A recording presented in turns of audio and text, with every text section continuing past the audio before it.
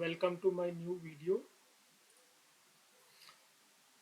अभी हम इस वीडियो में जो डिस्कस करेंगे वो है स्टैटिक कीवर्ड के बारे में कि स्टैटिक कीवर्ड क्या होता है और इसका क्या मतलब है। कोई भी क्लास, जब हम कोई भी क्लास क्रिएट करते हैं, जैसे फॉर एग्जांपल यहाँ पर मैंने एक क्लास क्रिएट की है स्टैटिक मेंबर्स। उसके अंदर मैंने एक स्टैटिक यहाँ कीवर्ड यूज़ करके ये वेरिएबल क्रिएट किया है। इसकी वैल्यू मैंने शुरू में ही असाइन कर दी है। इसकी वैल्यू नॉर्मली हम लोग, अगर ये इंस्टेंस वेरिएबल रहता है तो हम शुरू में वैल्यू इसकी असाइन नहीं करते हैं, बल्कि कंस्ट्रक्टर में इनकी वैल्यूज़ को असाइन किया जाता है। लेकिन क्योंकि ये स्टैटिक वेरिएबल है, इसलिए मैंने इसकी वैल्यू शुरू में ही असाइन कर दी है, क्योंकि ये वेरिएबल इस क्लास को बिलोंग करता है। इस क्लास के नाम के ज़रिए हम इसको डायरेक्टली एक्सेस कर सकते हैं। तो यहाँ पर मैंने लिखा static variable belong to class and not an instance member, and static variable can store only one value. क्योंकि ये क्लास के साथ रिलेट करता है तो इसकी वैल्यू सिर्फ एक ही रहेगी throughout the execution of program. उसको चेंज कर सकते हैं आप, ऐसा नहीं कि वो वैल्यू फाइनल हो गई है, लेकिन एक ही वैल्यू एक समय पे स्टोर कर सकते हैं क्योंकि वो क्लास के साथ बिलोंग करता है। और इस वेरिएबल को नॉर्मली क्लास के नाम से एसेस करना चाहिए। ऑल दो जावा में इस वेरिएबल को हम ऑब्जेक्ट से भी एसेस कर सकते हैं, लेकिन इसकी वैल्यू सेम रहेगी।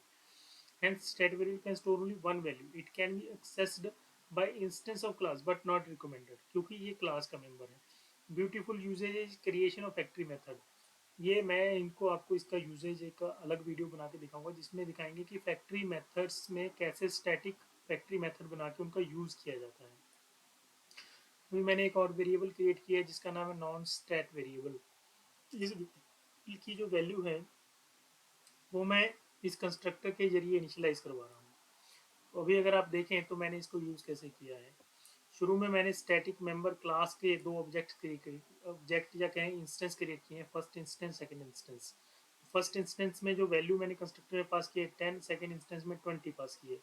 और इन दोनों वैल्यूज़ को फिर मैंने प्रिंट करके दिखाया कि फर्स्ट इंस्टेंस में भी 20 प्रिंट होगा, 10 प्रिंट होगा और सेकंड इंस्टेंस में 20 प्रिंट होगा। तो जो इंस्टेंस वेरिएबल है, हर इंस्टेंस वेरिएबल के लिए वैल्यूज़ अलग अलग कॉपीज जावा स्टोर करती है अपने मेमोरी मॉडल में।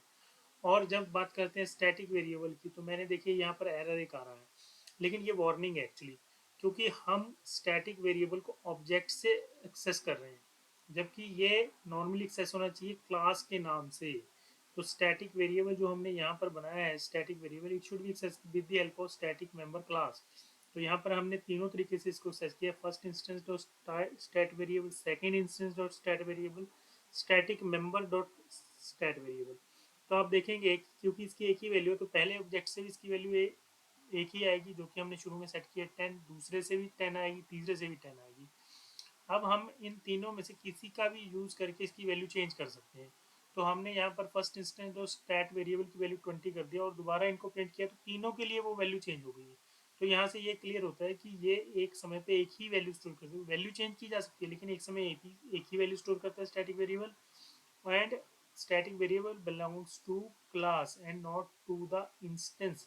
इंस्टेंस वेरिएबल्स अलग रहते हैं जो कि अपनी सारी वैल्यूज़ को अलग अलग इंस्टेंस के लिए अलग वैल्यूज़ की कॉपीज़ को रखते हैं। यहाँ पर एक ही वैल्यू उसकी रहती है, और इसका जो मेन या फिर ब्यूटीफुल यूज़ किया जाता है वो फैक्ट्री मेथड में बनाने में यूज़ किया जाता है। फैक्ट्री मेथड भी मैं आपको आगे वाली वीडियो में बताएं। चलिए इस प्रोग्राम को रन करके देखते हैं।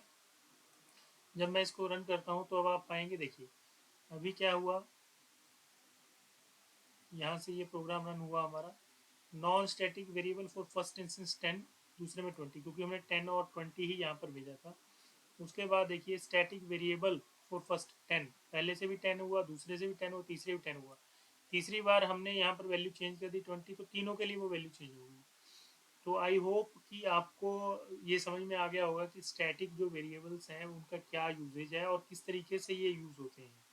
और नेक्स्ट वीडियो जो मैं फैक्ट्री मेथड्स के ऊपर बनाऊंगा उसको ज़रूर आप देखिए, और आपके कुछ सवाल हो तो इसमें पूछिए। मैं आपकी पूरी कोशिश करूँगा कि आपके उन सवालों की का सही से उत्तर दे सकूँ। और ये मुझे कहने की ज़रूरत नहीं है कि आप भी मेरे चैनल को लाइक करेंगे और सब्सक्राइब ज़रूर करेंगे, क्योंकि ये आपके इन डेप्थ कॉन्सेप्ट्स को क्लियर करने के लिए मैंने ये इनिशिएटिव लिया है और ये चैनल बनाया है। Thank you.